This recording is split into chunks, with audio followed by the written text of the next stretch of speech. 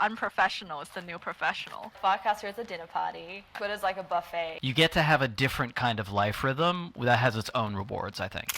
Hi, I'm Kelly, and you've tuned in to The Con Gusto Show, the most delicious podcast about magic, internet money, in the entire world. I don't know why you're here, but I'm glad you are. Hope you enjoy, and bon appetit. Yo, yo, yo. Hi, everyone. Hey.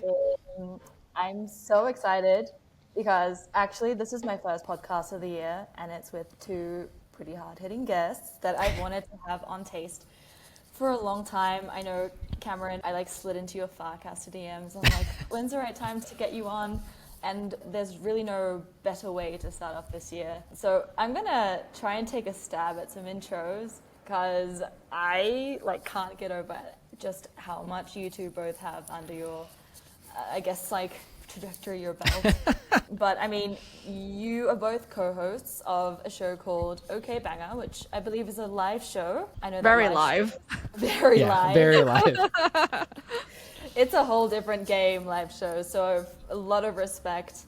And it's catered for serious creatives who don't take themselves too seriously, which I resonate with a bunch. And you mostly chat about values, motivation, action, with plenty of comedy. And I'm going to butcher this, but camaraderie. Nailed it. It's very Great. Nice. Great. English is my first language, but still I'm like, awesome. And so, Christin, you're a neuroscience PhD. You're a biotech marketer. You're a Buddhist interfaith chaplain and online edutainer. Like, what even? Having coached... What we all do. That combination to me is so mind-blowing. I'm so excited to hear more. You've coached more than 400 entrepreneurs, including, based on functional mindfulness principles. You develop, action-oriented mindsets and accelerate product launches. And you're also an author of a book called Debug Your Meditation. That's cool. I've always tried to meditate, but ultimately, I think I have too much ADD or something. It just doesn't work, so I just try to It's not you, it's body. society. Let's talk about that. And then Cameron, you're an ex-military leader, leadership instructor, Harvard Business School graduate, software entrepreneur, and a content creator. The context switching between these roles, I can't even comprehend. You deployed to Afghanistan as an infantry platoon leader and co-founded plus sold an e-commerce startup for 120 million exit after just 2 years.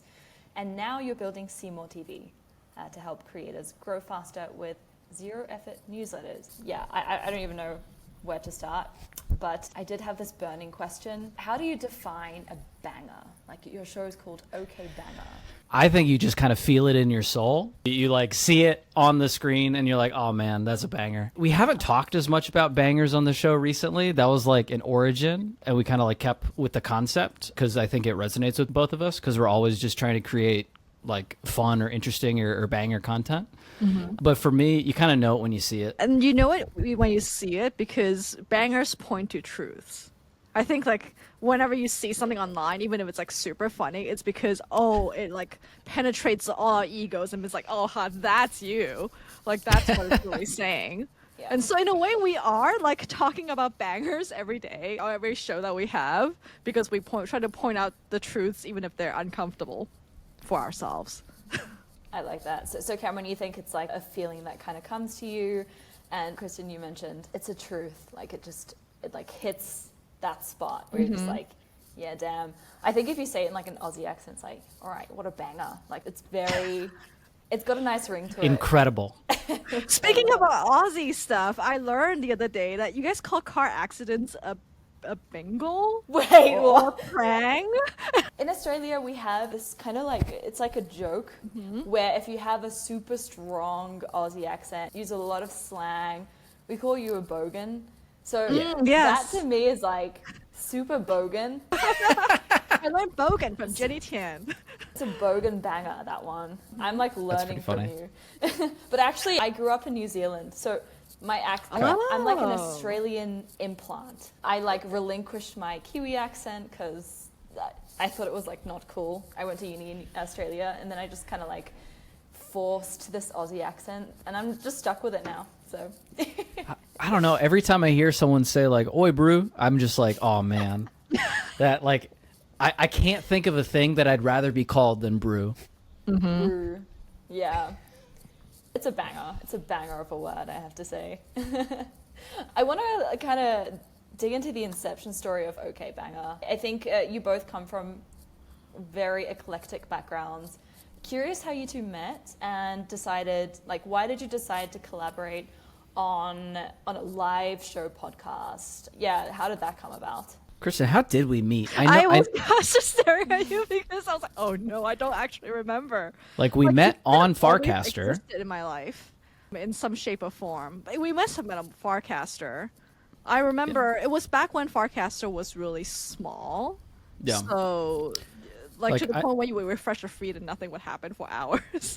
Oh, wow. Yeah. I imagine we kind of reply guide each other for a little Yeah. bit. Like 100% saw Buddhist chaplain, PhD neuroscientist was like, oh, that's interesting. Follow. And then, like, I imagine we went back and forth. At some point, we ended up in kind of like a group chat together. I can't remember if that was before or after Okbanger. Do you? I don't think I remember why, but we did like look at each other's LinkedIn and check each other out. Yeah, we which is did kinda gross. sniffed each other's butts a little bit. Exactly. Yeah, and I became a Seymour user. pretty Yeah, early. which I was very grateful for because I was hurting, and I'm still hurting for users. But I think why we decided to start doing something together is we had some kind of conversation over video chat. I was like, oh, Christin is nice and she cares about content and the creator economy, and that's like baseline for kind of how I want to spend the next, however many years of my life. And so I think that was, at least for me, part of the foundation. I don't know about for you. Yeah, I think Okbanger started before even the show because we had many, many months where we would have the discussions that we have on stream now, just between Yeah. ourselves. And you would advise me on like the creator economy stuff, and I really appreciated that. So even though as I was having another show with Art Lu on Farcaster and we were ending that, I was thinking, Right. okay, who should I work with next? Who can bring that dynamic and also has the understanding of the wackiness of this like creator economy world? I completely forgot about that whole chapter of you creating on Art, Farcast. completely. I mean, because he rage quit. Right. But during that, I knew that they were winding down. Kristen knew that they were winding down. We were definitely in the group chat together during that. And I think we both independently did the like, hey, let's invent calculus kind of thing, where we were like, hey, this kind of makes sense because it's in line with what we both want to do. And the timing makes sense. Love it. I love these like inception stories. You meet Yeah. on So I was a early really- to Cameron, is what I'm trying to say. And it was a really good investment. I really love the dynamic, or I guess I even like yapper chemistry between you two. I've watched a few of your live streams, and I really like also how your title is super simple. Like I think today's one was just like partners. It makes me click. But then, you listen to the, I guess, like back and forth between you guys, and it's really hard to find someone that you can just yap with for hours on end and feel super organic and nice. So I think that's super serendipitous. How did you both find Farcaster? Just because it's like, I think I was referred to a friend who's like super deep into crypto. But like, I'm curious how you two like kind of stumbled upon the Purple app. Who referred you into crypto deeply, Yeah. person? Oh, so I had like a V1 of this podcast. It was called like Proof of Human. And it was a founder who was building a hardware wallet that I forgot the name of, but Gotcha. he was like, Oh. this is where the alpha is, come. I'm like, all right. do you think this is where all the alpha is? This is how we can TBD. get people to join. Oh, the secret alpha we have. Seeking Alpha alpha. is friendship. Yeah. Yeah, Yeah, so I mean- Cameron, how did you stumble across Farcaster?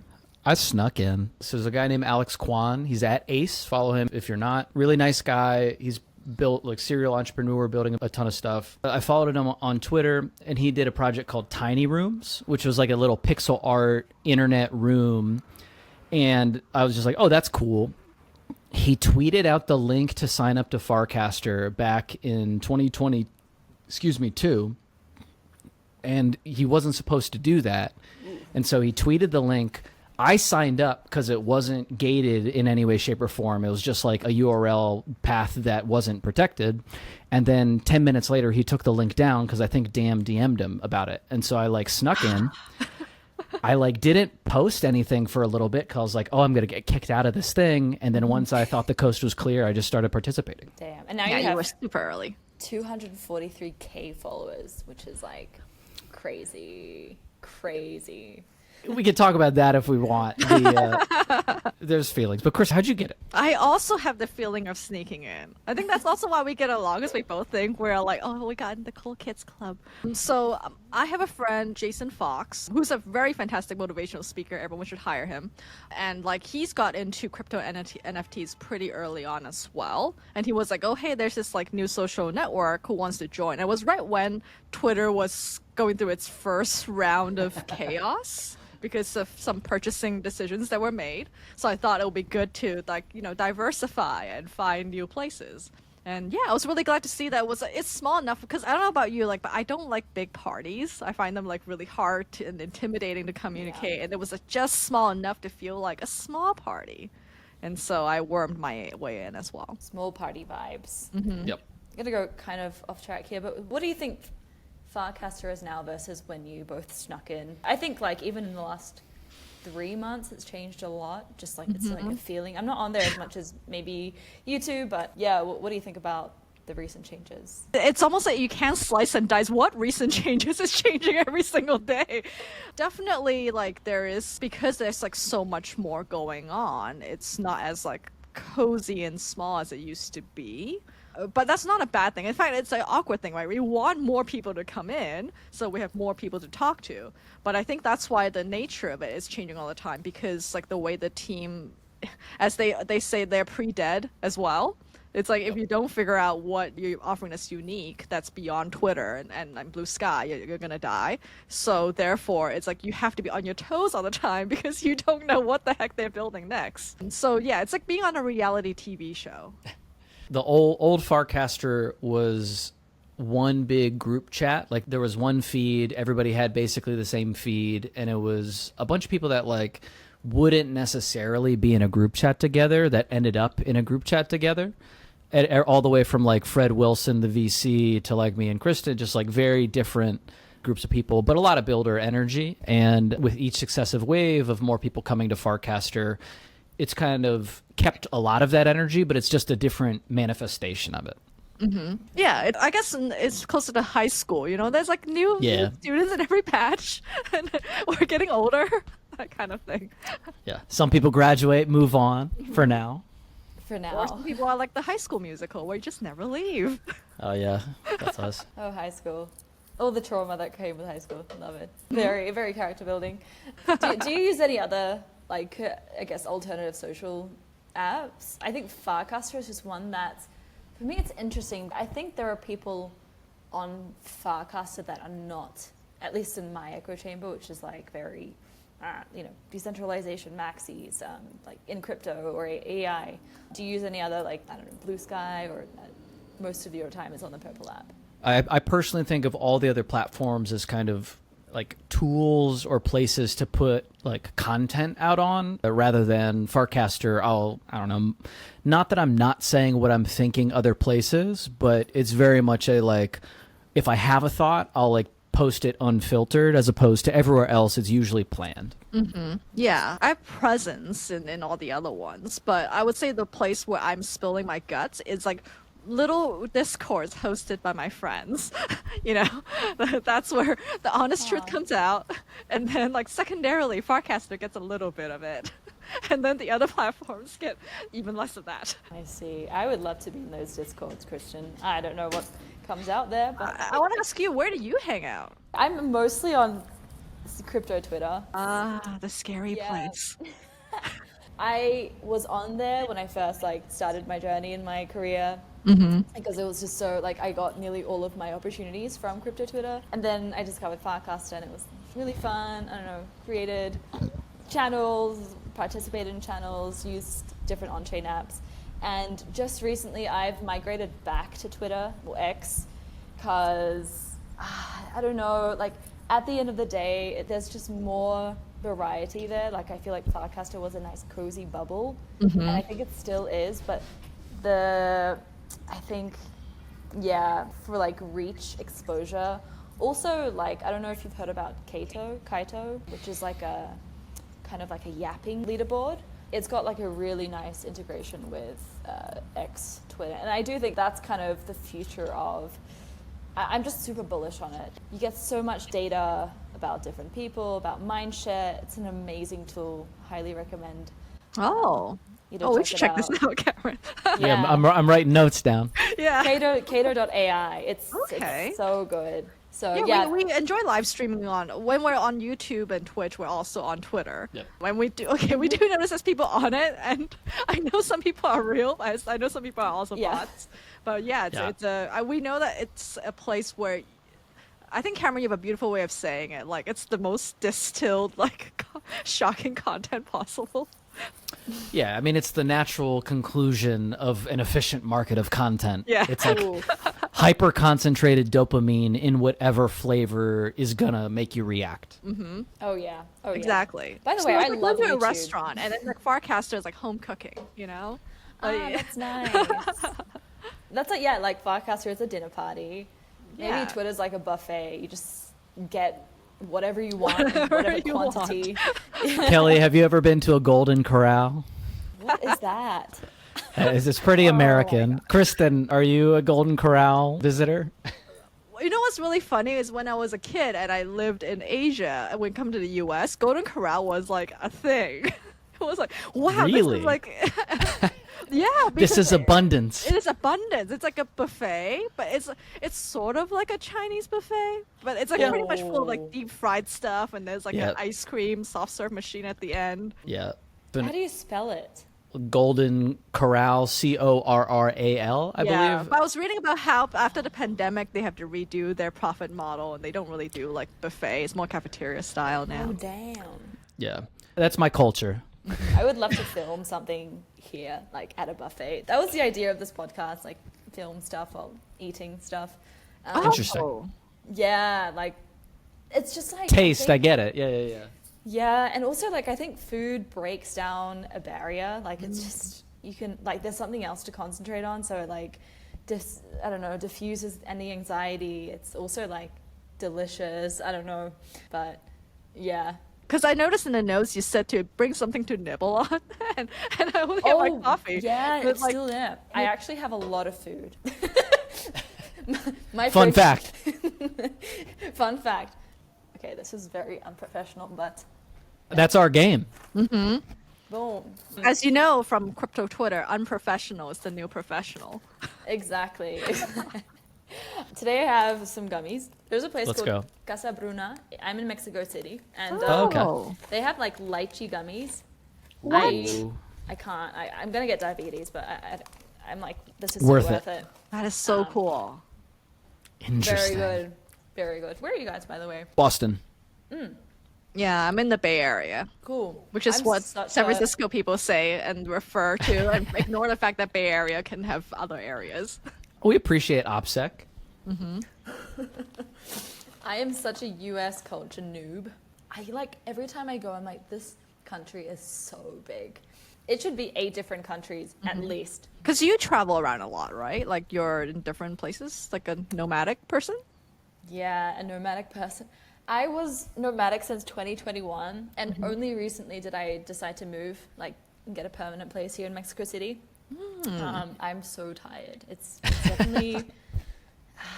I think I've I just had to do it, like get it out of my system. But now it's nice, have your own toaster. Continuity matters a lot. Like 100%. I moved a ton with the Army, and being in one spot for longer than a year is like you get to have a different kind of life rhythm that has its own rewards, I think. And I think at some point I was like, you think about what's like super important. I really want to be able to like tell my friends, hey, let's go for dinner in 3 weeks. Like that, it's like the icing on top of life, Yeah, variety is awesome, but I just miss that like deeper connection. So you have like a whole bunch of friends who live in Mexico City too, then, it sounds like? I have, yeah, quite a nice circle because I have been here a few months a year at least, like every year. Also, my boyfriend, he's Mexican, so makes a lot of sense. How convenient. That's also a good spot that people will make a trip out of coming to visit you, maybe. Yeah. For sure. By the way, you're always welcome. The food is like, All the right. scene is amazing. Got me at lychee gummies. Yes, and so much more, so much more. Okay, I want to dive into your backgrounds a little bit more because I would love to learn about how you got to where you are. I'm going to kind of alternate questions. Christin, I want to know about your background in biotech, medical education, and neuroscience. Like, yeah, tell us about that journey. Yeah, and I think the other question you had is like, how did you fall into a rabbit hole? And I was like, is Yeah. rabbit hole crypto? Like, what is it referring to here? So I think that those three things are pretty related, right? Neuroscience, like PhD, like there's a lot of folks who go into research, but also a number of folks who go into scientific storytelling, like marketing, especially in the biotech and the pharma industry. You have to actually understand the science because you have to know how to speak to the product accurately. So they oftentimes do hire scientists to do that. So that's how I got into like medical education, which is a component of marketing in the drug world, essentially. Because the doctors, like, they don't because out of medical school, it's really hard for them to keep pace with what's available. So a lot of the education materials actually comes from pharmaceutical industry because it's a catch-22. It's like they are also the most well poised to tell you about how the drug works and like how it relates to the current scientific literature, etc. So that's how I got into marketing. And then how I got into crypto is through my friend Jason. But however, like something that I'm digging deeper into right now is in decentralized science. So there's a number of folks who are doing research right now, and the exciting thing about it is the access to capital flow and the access to patients in a way that doesn't involve the traditional institutions. So that's something that I'm really passionate about right now, and how I'm able to like join crypto and like science together in a whole new fun way. Yeah, that's a really interesting niche. How common is it for people to transition from like research into, I guess, like a more like business oriented role? Yeah, I would say very few people go into academia traditionally because the market is designed pretty much. Actually, Cameron and I had an episode where we talked about it's similar to the military in a sense. Like there's only so many generals, so there's only so many tenured professors. So, and when I was young, like it used to be even called alternative careers, but nowadays, like luckily they've changed that perspective, and like it is more like reasonable to go into an industry that actually has the financial means to support a large body of scientists. So yeah, so I would say it's not that uncommon these days. Cool. I would say, like, from my experience, though, when I talk to, like, grad students, I get these outreaches on LinkedIn of, like, grad student wants, wants to be a grad student, and then, like, asks me about research, and I tell them all of this, and no one will believe me. And they will still think that, oh, yes, clearly there's plenty of professor jobs. But without this belief, you won't be able to make it through grad school. So it's a bit of a catch-22.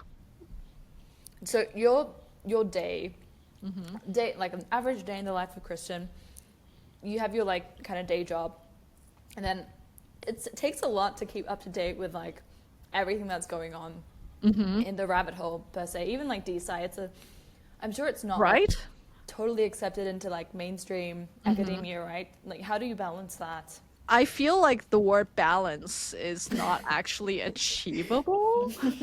It's more like a constant juggling and a bunch of Telegram messages at Cameron where I complain about things. Cool. That is Yeah. how my day goes. Nice little sound. I like that. Nice. They're nice just little fun. sound. I like the goss. Awesome. Cameron, what was your mind when you decided to, firstly, I guess, enlist into the military? I think that's a huge, an uncommon life decision. Like, what led you to this? And also, I want to know what changed afterwards. Yeah, I grew up in the state of Georgia, which is in. Oop, I'll be right back in a second. I got a camera. We need new equipment, but I'm here. I promise. All right.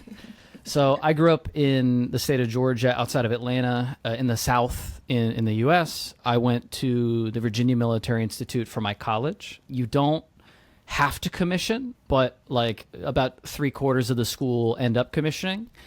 I went there because all the other colleges that I got into were like in Georgia, and I wanted to like leave my state, like very, very classic, like leave my hometown kind of energy. And I was like, 17, and I wanted to do something hard, which is like why I started the military school thing. When I got there, everybody that I respected at the school, after having been there for a little while, was going to commission. I was like, oh, I can do that too, right? Like if this guy that I look up to is going to do it and, he think that's a good thing for him, like I'll do that. Because I was like, hey, I know I can do it for 4 years and then get out, and if I wanted to. When I got in, I'm very glad that I did it. I got to have most of the experiences that I wanted to have. Got to lead a platoon while deployed, all kind of like the classic checkbox military stuff. But I saw what a 20-year career in the military looked like, and I was like, hey, I don't want my life to look like that. There's just other stuff I want to do. And like, if I'm being super honest, you spend most of the 20 years at a desk anyway, like 14 of the 20 years. And I was like, if I'm going to be at a desk, I just want to be like having a like paid better for it, frankly. And that's why I decided to get out. Cool. I'm sure you learned a bunch of things. Life in the military is hard, right? Do you think that like kind of affected your personality or maybe your drive when you started your e-commerce startup? Yeah, I mean, I think kind of the big things that I learned at military college and in the military, they're mostly like the values of grit, following through, and mostly just not quitting when things are crappy. And anybody that's done any kind of early stage thing knows that most of it is just not quitting when it sucks. And I think that's probably like the big thing I took away from it. Nice.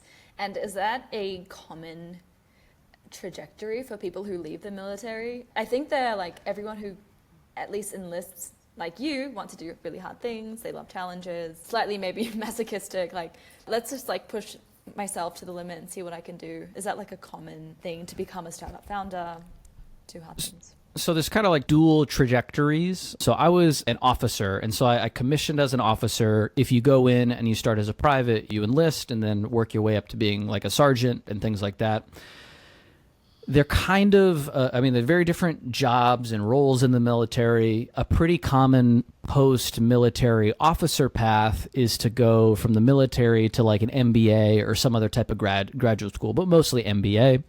Enlisted path, there's like a bunch of different job programs that they do, but often it ends up being similar arcs to like some enlisted folks go back to college and they do their undergrad, or they, get out and they get like a similar path that they would have done if they had just like gone straight to work out of high school.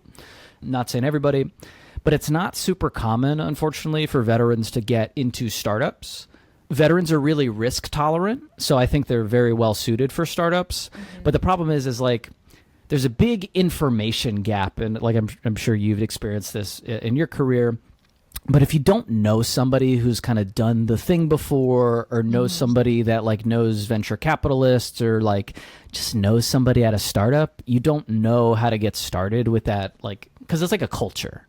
And so what a lot of veterans end up doing, they'll go to an MBA and then they'll go work in consulting, either like the Big Four or like a lot of government related consulting too. DOD civilian kind of stuff is big, like working at Lockheed. And then in a lot of like physical operational type companies, like construction, things like that, veterans tend to be really good at that and logistics type jobs. Got it. I remember my old company and the speakers bureau division, which has a lot of coordination, that was headed up by a veteran, and he was running it. Pretty much like a military. Yeah. Logistics and like it attracts vets because it looks very much like what they used to do, right? Like make these trucks get to this spot at this time and do it like well. Mm-hmm. Yeah, I'm always super curious because I mean, in Korea, I don't know if you know, but it's like military is mandatory. And most of, my cousins or people I know who go through that, like a couple years, come out and they are way more driven. They just like have this new dog in them. I don't know what I do know what it is. Probably they probably went through something really hard and had to just like grit their teeth through the pain and struggle. But yeah, bullish on like, I guess, character building experiences like that. Yeah, like I tend to think about it because like people ask like, hey, should I go into the military or whatever? I think of it as it is a series of like crucible experiences that you can replicate by not going through, but as a result, you kind of do a hard thing, you feel empowered because you did it with your, 2 hands and 2 feet, and then you continue to get kind of successively harder challenges. So you just kind of believe that even if you don't know how you're going to do it, you know that you've done things before. And so like that's like the main benefit it gets to people because it like applies to everything else that they do later. How did you get into startup world? And did you know somebody? Are you talking to me or Kelly? Yeah. Oh no, to Cameron. Yeah, because you're saying that veterans can't get in, right? But does that mean you knew how to get in? Well, no, I did not know how to get in. So I got to business school. I jumped from every common business school career path, and I was like, hey, I'm going to be a consultant. And then 6 weeks later, I was like, no, consulting sucks. I'm going to be an investment banker. No, investment banking sucks. I'm going to be X. And so like I jump around and around, and then I realized 6 months in, like no shade to my MBA friends, but like the people that I could stand the most were like the ex startup people or the software developer type folks, they were just chill guys and gals. And so I was like, I like them. I want to be around more people like that. I don't really want to wear a suit. And so then I started down the product manager path. And then I was like, oh, no one's going to hire me to do that. So the only companies that you can kind of work for if you don't have the right like resume or, interview skills is startups. And so then that's kind of like how I bumbled my way into doing startup stuff. There we go, everyone. When there's a will, there's a way. I have another question. I hope you don't mind, Kelly, because I'm like... No, of course, no, of course. I'm starting I to love discover this. some connecting some stories. Didn't you work at Amazon at one point, though? Where did that come in? So I interned at Amazon between my first and second year of the MBA program. Oh, okay. So the whole point of the first year of like at least like HBS, but probably all the other business schools too, is you want a summer internship because that kind of sets you up for a job, which is the whole point of going there. Like very few people go to an MBA to find themselves. It's to like get a job. And so it took me until January to realize, oh, I want to do tech stuff. And I studied physics and math in my undergrad. So I was like technical, like I can read science papers and I like know math. I interviewed at all the major big tech companies for summer internships, and I got rejected from all of them. Don't call us, you're not getting it.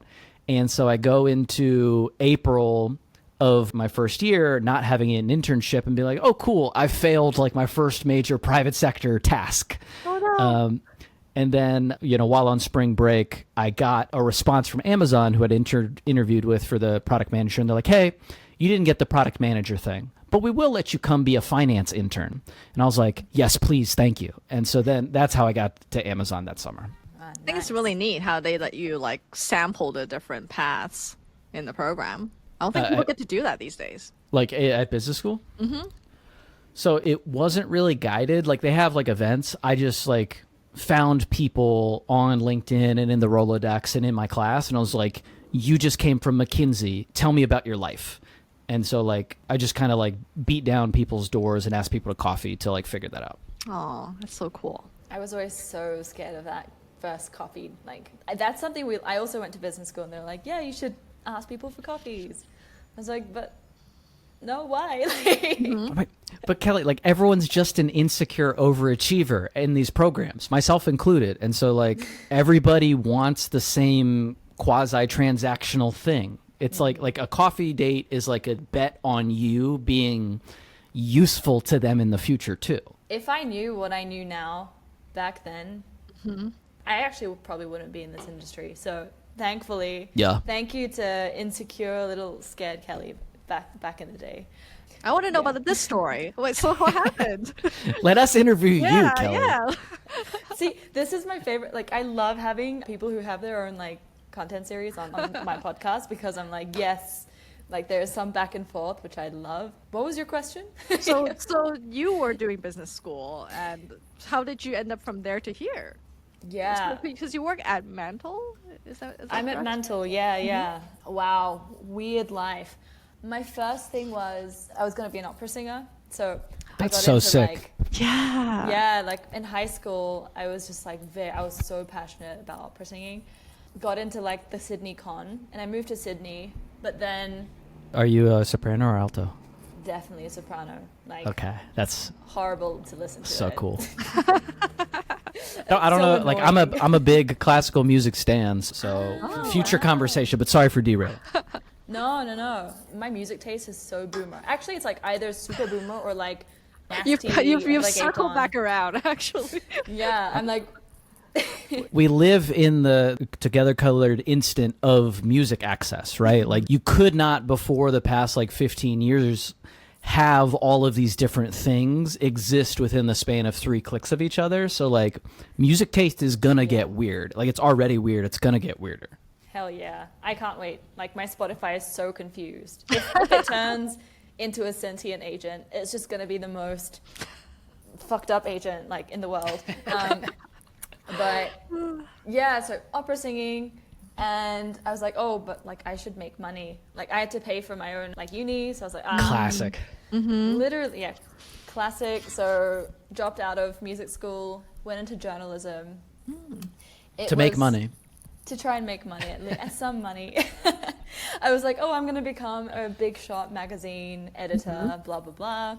But the first 2 years was super weird. It was like really political for me, which I didn't like. And so I was like, oh, what's another way to make money? Okay, pivot into business. Like, it's very general. I'm sure if I graduate from business school from this uni, I can get something. But then I ended up like just graduating with a marketing degree, or like marketing major, in the middle of COVID. And I was like, Woof. yeah, what now? So I decided to just bootstrap a little copywriting business. Worked with a few clients. That was my first taste of remote work. Actually, I've never worked in an office, and I'm so grateful for that. And then I fell down a weird rabbit hole during COVID, because everyone does. And that rabbit hole happened to be sort of NFTs and crypto. Amen. And then what happened? Oh, I did a boot camp. I did a coding boot Tight. camp because I was like, this is how I can make money now. Like, everything was like, how can I make enough for me to feed myself? And AI came for that too. Yeah. And yeah, I mean, after the boot camp, just learned how to, like, I guess, build dApps, like decentralized apps. Wow. Solidity. And now I'm at Mantle. Not doing anything related to coding, but I love my role right now. It's very nurturing, fulfilling. So That's so I nice. noticed that you call it builder hype. Is this like a dev Yeah. rel type role? Kind of. I take it's care of awesome mostly name. like the upper funnel of builders. So every like early stage project builder, I'm there to support them through programs, through like any guidance. Yeah, so super like upper funnel DevRel, which I love. And also the team is just amazing. Like, Oh. I cannot say better things about the team, and it's really important. So yeah. That's so nice. Thanks for sharing. Yeah. Okay, I'm gonna swing it back to you, Christin. I'm shy. I love to talk to Dangers people. of having podcast hosts for the podcast.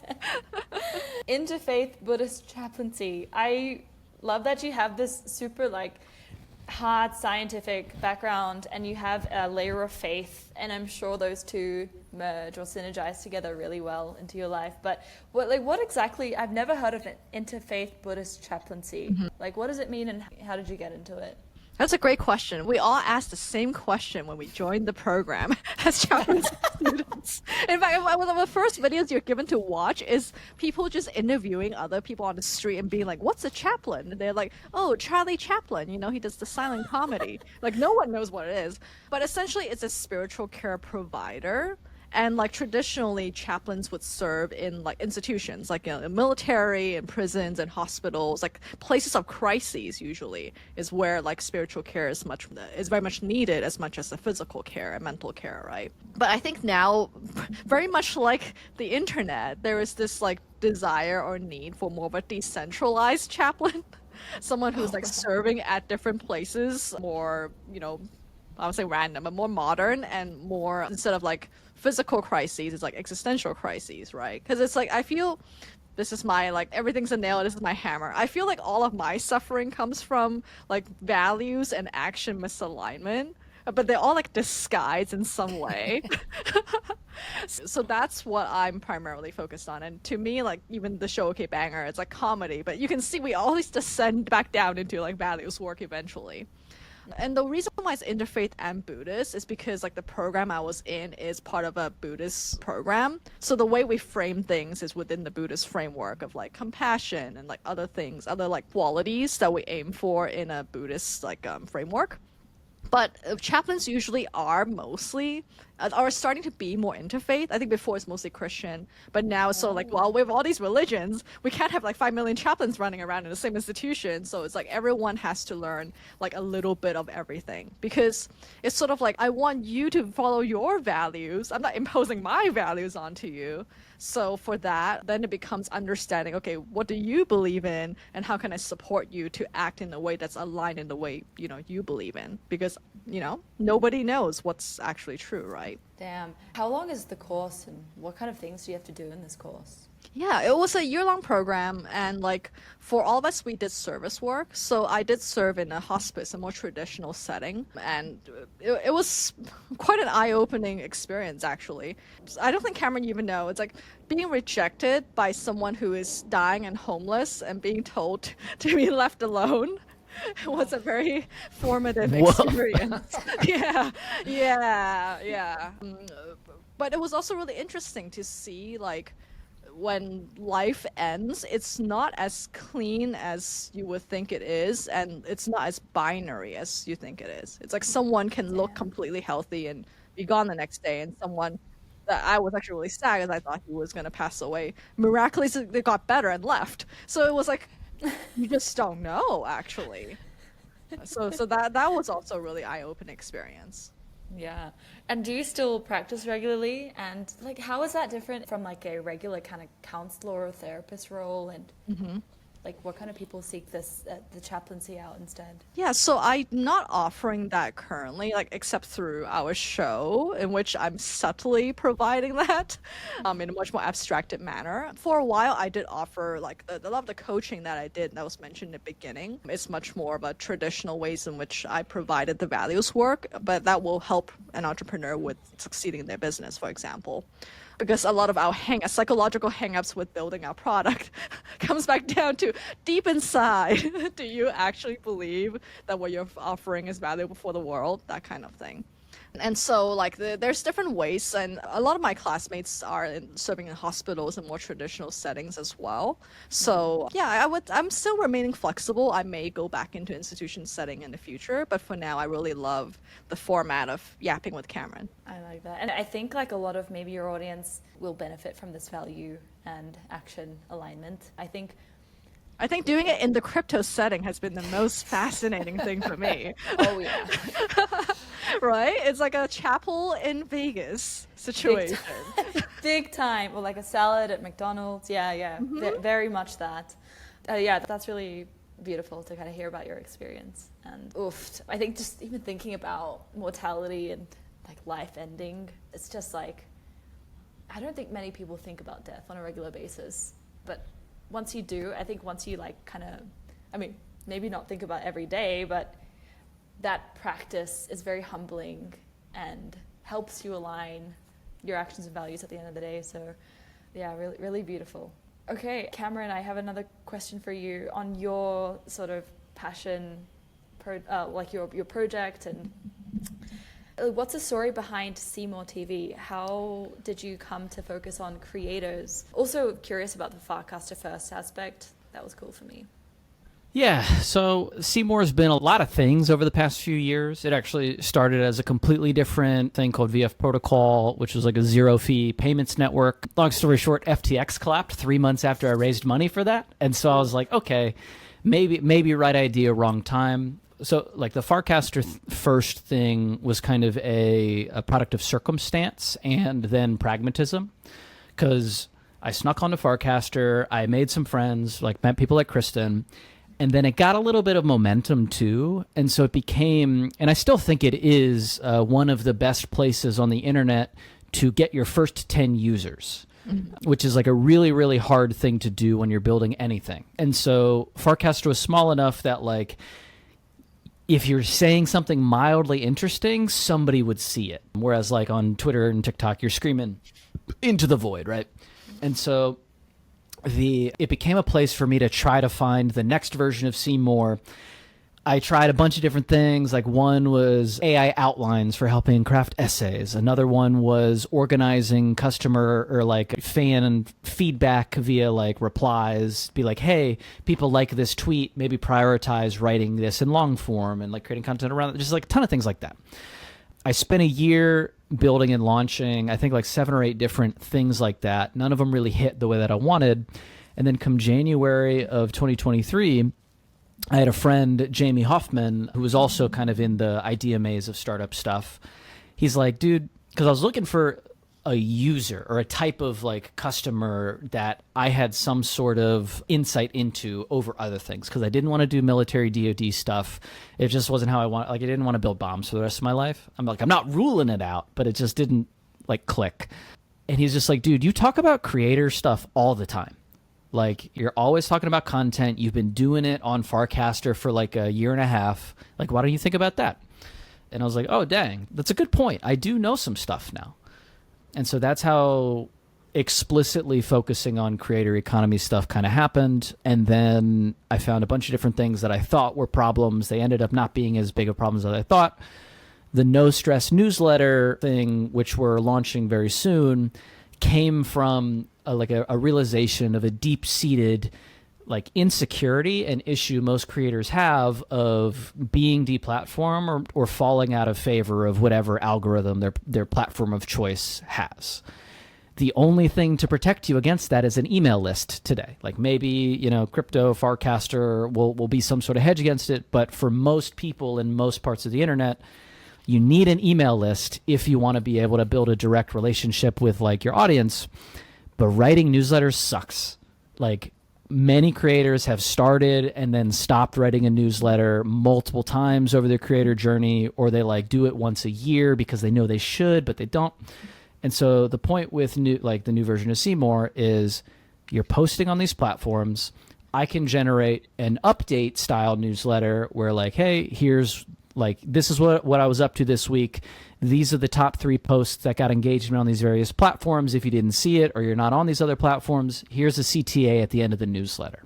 The idea is to be the like organizational supplement to the vegetables you're supposed to be eating in terms of like cultivating touch points with people that like your stuff. Is it just you? Like, do you like do all the development work and product work, or? Thankfully not anymore.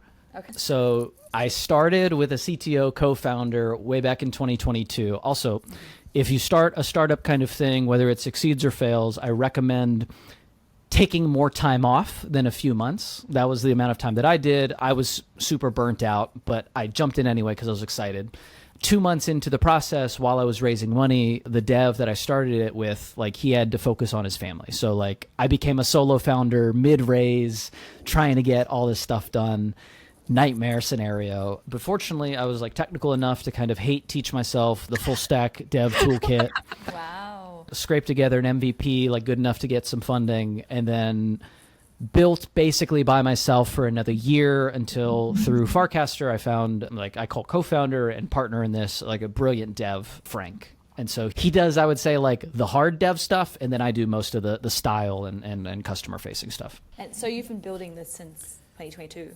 Yeah. So Wow. Don't sigh as you say that.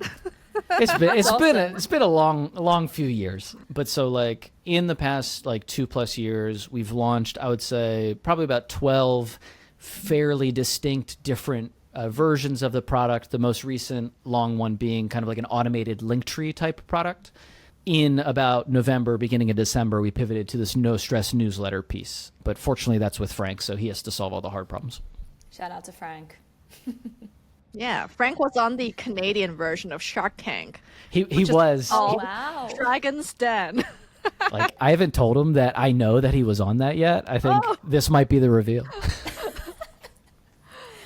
The Canadian version of Shark Tank. Maybe I'm stereotyping, but I bet they're way nicer. They're like, sorry, but like... I don't know. It feels like interdimensional cable. Yeah. It's called like Dragon's Den or something. Mm-hmm. Oh, wow. And they have Simu, what's his name, on there because he's Canadian. Liu? Oh, I didn't Yeah, realize. there Oh, was one that's so episode, I don't know funny. if he was a guest or something, but they had Yeah. him on to criticize the attempt at reinventing boba that was seen Oh, to be true. Yeah, culturally yeah, yeah. insensitive or something. Yeah, And I I was like, remember oh that. good, they're trying to generate drama, but Canada has the same Christian rap problem as farcaster, Yeah. so it's still pretty tame. Yeah, Frank, if you're watching this, we know. I want to ask you both about, just to like wrap up today, what's your on-chain creator thesis? I think you have distinct takes on like what the creator economy looks like, right? Yeah, let's start with you, Christian. What do you think? On-chain creators. So is your question like what can creators do on chain to make them successful as opposed to online? Maybe more like, what will the creator economy look like? What are like the main trends driving the creator economy as we know it in the next 2 to 5 years? Specifically on chain, I would say. So globally, I think, like it or not, AI is here. And I think like that's looming over all of us, right? Like it's getting incredibly hard to distinguish. And in fact, some of the AI is more entertaining than most of us anyway. So I think that's how it's going to evolve. It's like I have to position myself against what artificial intelligence can do better than I can. So that's one thesis. It's like the more there is of mass manufacturing, the more artisanal stuff is valued. So I think that's the way in which I'm thinking about it. How can the craft of what I'm doing be more artisanal, and how can I make that more obvious so that I can stand out? In terms of on-chain stuff, though, I think this is where it gets interesting because there's so many directions it can go. The nature of verifiability, like theoretically, a lot of that like utility of crypto can come in to help us with against AI, that kind of thing.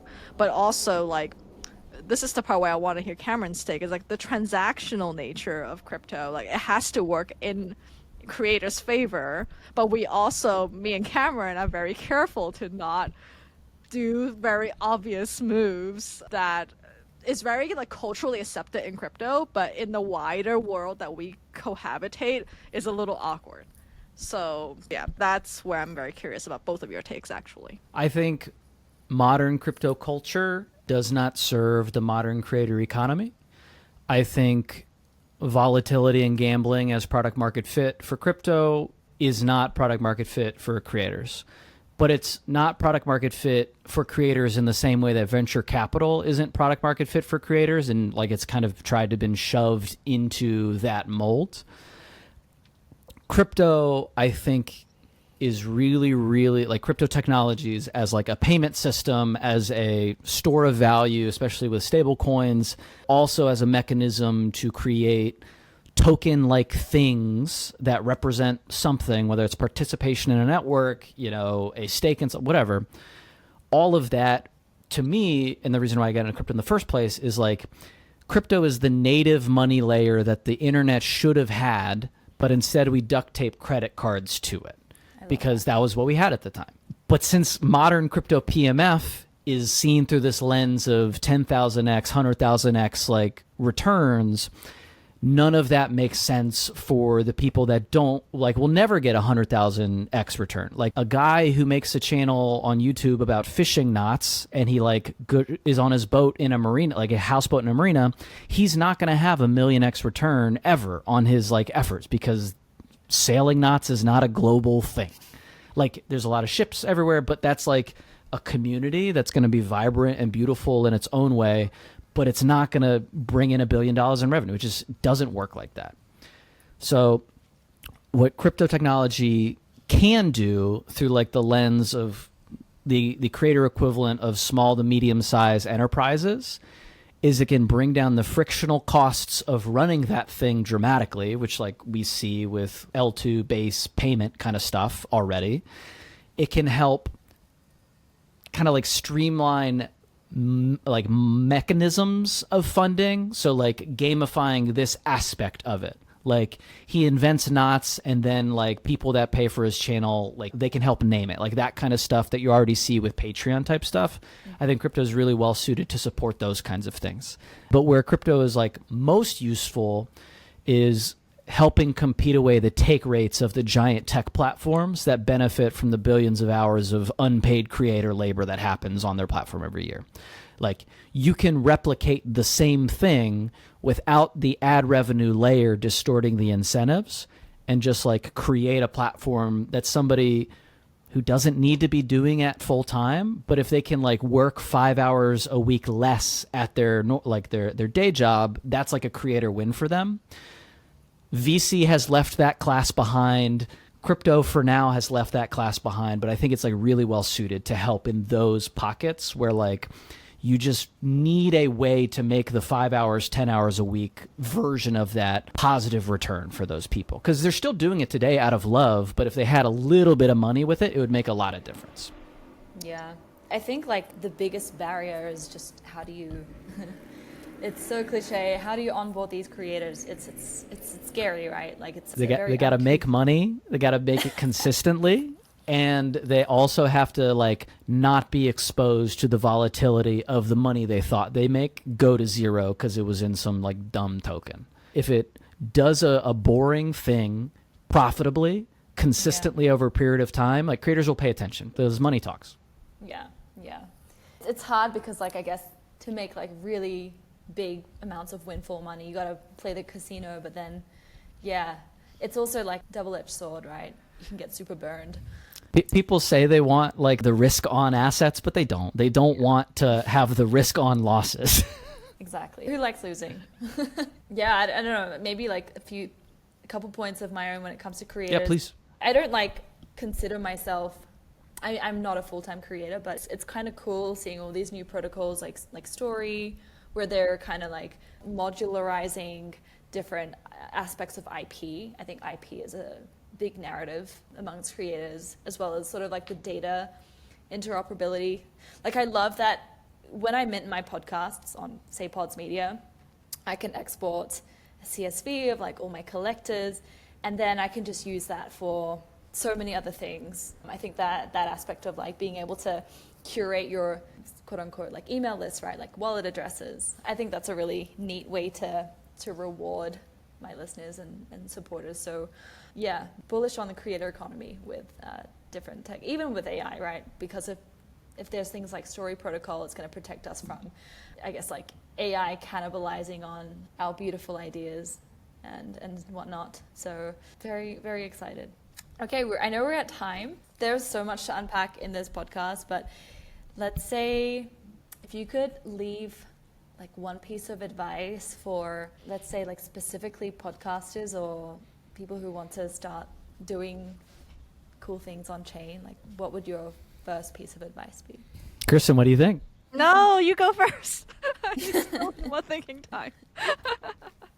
There's always varying like levels of privilege and starting points and opportunities that other people don't have, but in anything I've ever done, I've been surprised at how malleable the world is if you just keep showing up and trying to make the thing that you're doing a little bit better consistently. Mm-hmm. Like, you know, we're still, I would say, pre-nailing it with Okbanger. Like we just had a call earlier today where we came up with like a ton of experiments we're going to run this year, but the show is already 10x better than it was when we started it in August because we learned so much so fast. I expect it to get 10x better over the course of the year and the supplemental stuff that we do. And it's so easy, especially if you're the insecure overachiever type that Kristen and I kind of both consider ourselves to be a little bit. I don't want to put words in your mouth.